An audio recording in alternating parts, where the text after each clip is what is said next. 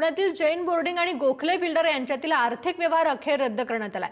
पुणे दिवाणी न्यायालयाने जैन बोर्डिंग व्यवहारातील खरेदी खत कायदेशीररित्या रद्द करण्यावर शिक्कामोर्तब केलंय। जैन बोर्डिंग आणि गोखले बिल्डर यांच्यात सार्वजनिक स्मारक ट्रस्टचा 3 एकर भूखंड 231 कोटी रुपयांना विक्री करण्याबाबत खरेदी खत नोंदवण्यात आलं होतं। याबाबत धर्मादाय आयुक्तांनी खरेदी खत रद्द करण्यासंदर्भात पुणे दिवाणी न्यायालयात अर्ज दाखल केला होता, त्यावरून सुनावणी घेण्यात आली।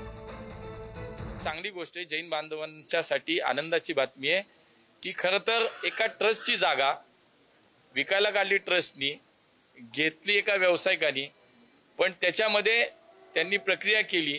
जी प्रक्रिया झाली त्याच्यामध्ये जैन बांधवांचं म्हणणं की मंदिर दाखवलं नव्हतं, समाजाच्या मुलांसाठी ते जैन बोर्डिंग आम्हाला हवंय, मंदिर तिथं हवंय, ह्या तिन्हीतला विषय होता। मला असं वाटतं की तिन्ही ठिकाणी या दोघांनी तयारी दाखवली, दोघांनी मिळून व्यवहार रद्द केला आणि जैन समाज आज त्याच्यामध्ये आनंदी झाला।